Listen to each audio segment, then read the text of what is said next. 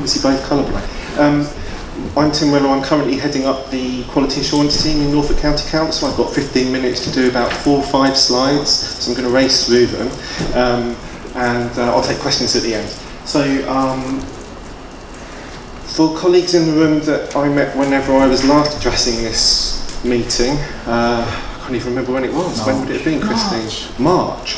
I made notes about a number of things that you were sort of requesting quality assurance team to look at, and so that's what we've done. We've had a look at them, and we've tried to make some changes on the back of some of the comments that were made in our meeting in March. So one of them, that there was somebody in the room that I know for a fact isn't in the room now, or actually there might be, looking around, who said, how come you're only quality assuring services that you already know are no good? That's a fair question. So that's not what we're doing now, and part of what the boss was talking about earlier in terms of the restructure of commissioning would be to enable us to do more quality assurance, proper quality assurance, across the whole of Norfolk and all of the commission services that the council works with.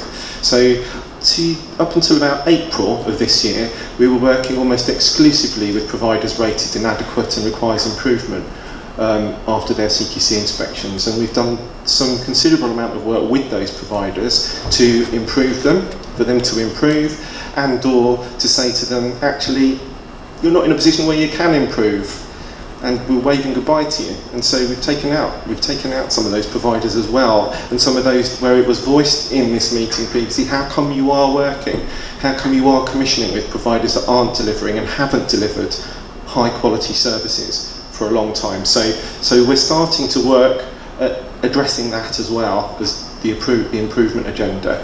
So the model for moving forward, and which we've already started from April of this year, is to start looking at, using our PAMS process, which I'll talk about in a moment, is to start looking at all providers across the county. We're still doing it in a prioritised way according to risk, so we're not going to leave those providers that we're already working with in terms of their non-compliance. We're going to continue our relationship with them, but we're also going to expand into those providers, like most of you in the room, that are rated good, and even the very few of you in the room that are rated outstanding. We'll still continue to provide a quality assurance service across the whole of the council. Because it's massive, there's a huge number of providers in Norfolk, we're not going to be able to get to you quickly, so even by the time we ever meet next time, whenever the next of these meetings is, it's still possible that you won't have seen one of my colleagues, but we will be getting to you eventually. And the idea is that by the time 3 years is up, we'll have been to all of you, and probably some of you more than once during that period as well, if you require additional support from us. Part of that's to our PAMS process, and I will talk about that in a moment. So one of the other things that you talked about in March was about, well look, if you're coming and CQC are coming and health are coming and MedSops are coming and potentially fire is coming, there's lots of people coming to review us and assess our performance in addition to the audits that we're doing ourselves, then isn't there any way that you can get together and maybe just do one single shot, or share information so that actually colleagues that come after you will use the information that you've already got rather than looking at it all over again. And some of that is quite difficult to do because CQC obviously operate within their own legislative framework, and that's different to the one that the council uses. So there's some areas where we can improve on that, and I will talk about that in a bit as well. They're coming to a lot of stuff, aren't they? But I am going to come to that as well, about how we're engaging more with CQC to align the work that we do more closely, and also share information with them in a way that they can use it without having to re-inspect it whenever they go. But the piece of work that we're most proud of is where we're working much more closely with our colleagues in health. So many of our quality monitoring visits that we do currently are with our health colleagues from their quality assurance teams, and we produce joint reports, and we produce them in a way where we've both contributed. That's avoided 2 separate visits because they happen together. It means that you've got only one report to have to look at, and mostly we're trying not to get you to produce action plans on the back of that report, because oftentimes because of the services that we've been looking at, you've already got an action plan, either one that you've put together yourself from the back of your own audits, or maybe in response to a recent CQC inspection. So that's one thing we want to get a bit better at doing, because we've been less good at doing that, in all honesty. So we do want to be focusing on looking at the action plans that you might already have, commenting on them, maybe making suggestions for how they could be tweaked and improved, and then leaving you to get on with it. And that's largely what we'll do, unless we've got additional concerns, in which case then we might come back to support you further. So PAMS is the vehicle where we're going to be doing that going forward with health. This is going to be a new thing for health. So far it's only been the local authority that have been using PAMS. Does everybody in the room know what PAMS is? Some people are going like that, okay. So PAMS stands for Provider Assessment Market Management System. And it is, I suppose the best way of thinking about it is as a mini CQC inspection, but not half as scary. As I can see people going, not nothing. It's not half as scary as that. Our people are much nicer than CQC people on the whole, and they'll give you feedback as they go along, which is something that CQC won't do, in terms of saying, actually, how you're doing it here is great, but you know what, we've seen it being done in a different way that's been really fantastic in this other service. You might want to try that, because it might just work here. You don't have to take our advice, but we will definitely offer it. And that's something CQC never do. So that's one additional part of PAMS. The other bit is that you'll get a report at the end of it. We'll look at exactly the same areas that CQC look at.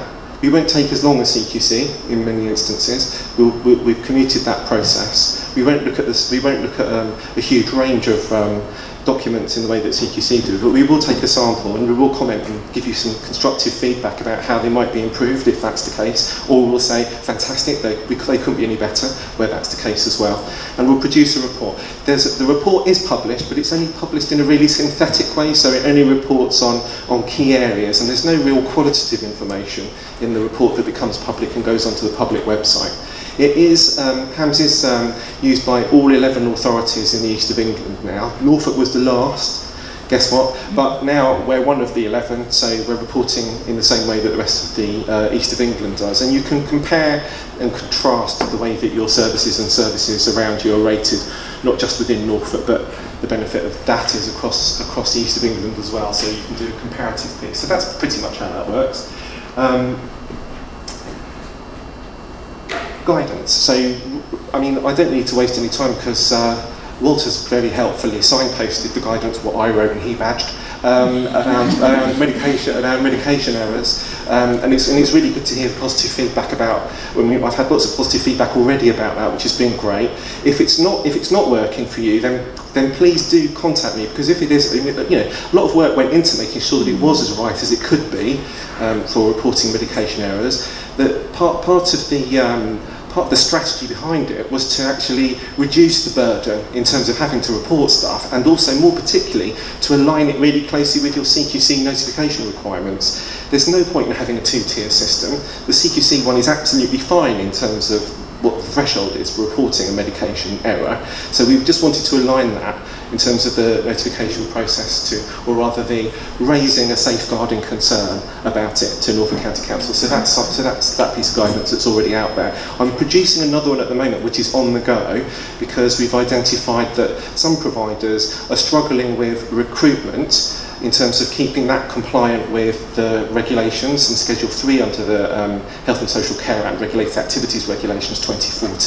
So that's the one that says that you will, through your recruitment process, collect somebody's employment history, their CV. It is about taking up appropriate references, not just references, but appropriate references, and it is about DBS and all that kind of stuff. Now, most providers are mostly getting that right most of the time, but there's a particular little area that some providers are really struggling with in terms of applying that bit of legislation, and that's around people that come into your home on a regular basis but aren't directly employed with you. I'm talking about chiropodists, for example. I'm talking about hairdressers, for example, and what sorts of checks are you required to have in place in respect to those people. So I'm doing a bit of guidance around that, and before anybody asks, yes, I have already asked CQC about it, yes, it will be compliant with them. So if you're getting queries about the medication guidance, that's why I need to know names, because it's been agreed with CQC. I used to work for CQC, so I know what they need, and if you're getting feedback that suggests that an inspector's getting really worried about a blue pen and thinks that ought to be reported to Safeguard, and I need to know who they are, because they're getting it wrong. Okay?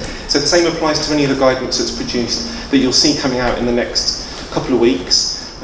If you've got any concerns about it, or you're getting contrary information from CQC, let me know, and I'll take that up directly with Ben. I've already talked about the providers that we're no longer able to work with. And just in summary, in relation to those, I'm talking about providers that have been rated inadequate for their last 5 inspections, for example.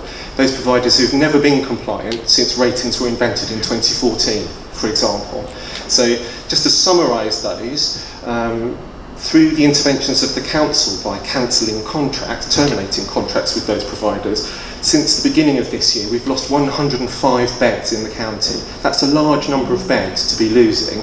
But actually, if the boss was still here, he'd say to you, I'm sure, and if anybody tweaks this later, then I'm sure he'll disagree with it if I'm not right, that actually those beds are they're not actually a loss to the council, they're not a loss to Norfolk, because if they've never been providing a quality service, then it's not something that the council wants to spend its money on, and it means that the people receiving a service there aren't receiving a service that we should be happy about or fund.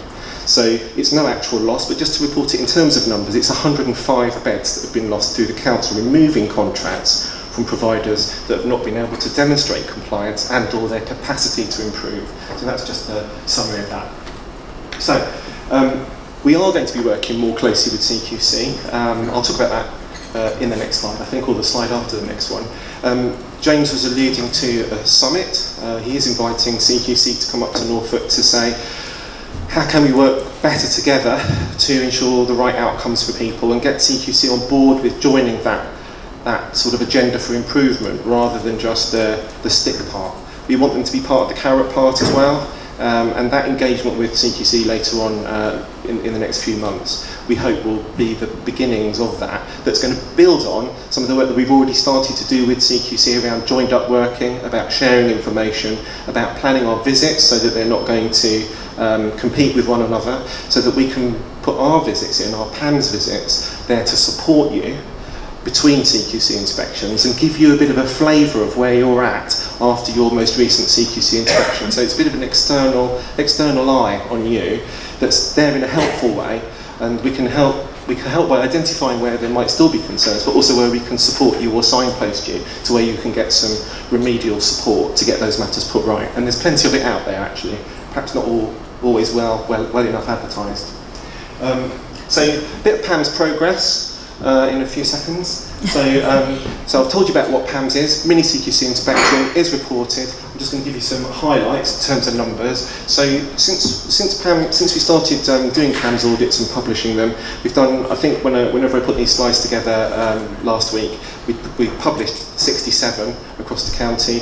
They are mostly reflective of providers that were rated inadequate or requires improvement, but from now on, those that we publish will reflect more widely what's actually the greater majority of providers in the county, including those that are good and outstanding, like yourselves. So that will be showing up in due course.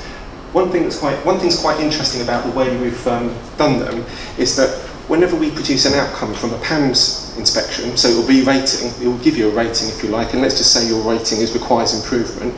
What we found is that in 97% of cases, at the next inspection, CQC have agreed with what we've said. And whether that's reporting an improvement or a decline, in 97% of cases, that's exactly how CQC have rated providers after our PAMS. And in the 2% that it doesn't correlate, it's because the providers were better than we said at PAMS. So that's a really good and encouraging piece. It means that the PAMS is aligned with CQC, so in terms of the feedback we give you, that should give you a good indicator of where you're at the point at which we're doing the PAMS. It also means that you either have or haven't. It will give you the ability to determine how well you're acting on your action plan, but also, more particularly, it will say that between our PAMS and your next CQC inspection, it will highlight really clearly those areas that still need to be addressed, and if you address them, then you'll be hopefully one of the 2% where your PAMS isn't reflected by a following CQC inspection, but it's actually improved, because the 2% only reflect, I'll get you at the end, only reflect providers who've improved since a PAMS. Okay, I'm going to whip through this one really quickly because it's the most boring slide. In addition to the CQC summit that James was talking about earlier, we've been working with the joint protocol that ADAS put out, ADAS and CQC put out together at the beginning of the year in about February, and we've started having our meetings with CQC. We have a regular quarterly meeting with CQC, which we've always had, but we're starting to apply the principles of the joint working protocol now much more closely. Really that's focusing on sharing data that we hold, each organisation holds. It's really important to do that, particularly in terms of identifying those areas that providers need more support with to get right most of the time. And CQC hold that information, we hold it, but they don't always come together, and we're doing that much better now. That means we can focus our attention on providing the kind of support that providers need to get the matters right that CQC are regularly picking up. So that's one key bit. The other bit of joining us together is that it means that we can increase the dialogue with providers, and that's going to be the next step. It's about getting providers part of that forum as well. So it's all summarised there. You can read it on the slide and you get it if you can't read it in the room, but I'm not going to talk through it. Okay. So guidance, I've already, Walter's done that bit for me about the medication and safeguarding reporting. Comments, feedback, please. We're happy to receive it. We are going to be revising it in, we'll be reviewing it in October, I think we said. Yeah. So if there are any tweaks to be made, then there's an opportunity to do that in the not too distant future. I've already talked about the employment checks one that I'm doing at the moment. Again, if that's something you feel passionate about, or if you've recently had a report or any feedback saying you're not getting that quite right, please do contact me about that. You're the person I want to speak to in order to make sure that this guidance is fit for purpose, just like the one above it. So there's that one. And also this is an invitation that if there's areas that you feel you would benefit from fantastic guidance like the meds one, and fantastic guidance like that employment one is going to be when it's produced, then now is the time to get those issues on the table so that I know what it is, so I can start looking around and identifying what that guidance needs to look like so that it's going to be appropriate for you and meet your purposes, but also support you. So have a think. If you're thinking now and you want to shout something out, that's fine. You've got less than half a second to say it. Nothing? Okay, so grab me afterwards. I'm more than happy to hear about it. Go on. Question. Sorry, can I ask a question? Well, particularly about this, I will give you microseconds if I can get myself up to the hour. So it's just about the 97% oh, yeah. Figure. What you're saying is people who've had PAMs done, the following CQC inspection, which is there must be a time difference between that PAMs and the next CQC inspection. Yeah, there is, yeah.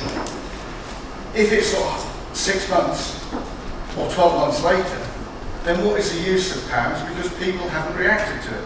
I would expect the next inspection to be a lot better if they're using PAMs. Yeah, but sometimes... We had a PAMs inspection in July 2017. Andrew didn't give us that until 2 months ago. Okay. So you had all the data, but nobody passed it. So it's got to be passed on for the providers to be able to act it. Okay, John, that's a fair comment, and one that we've spoken about outside of this room. It's before my time. I can't really comment on it. We've put it right. I've put it right. I've fixed that. Apologies that you didn't get it when you should have done. It was in pilot at that time. We've talked about this outside. We've addressed this outside of this meeting, but I'm happy to put that on record. We did a PAMS. We didn't produce the report. One and the next one. If people are not reacting to it, then it's not.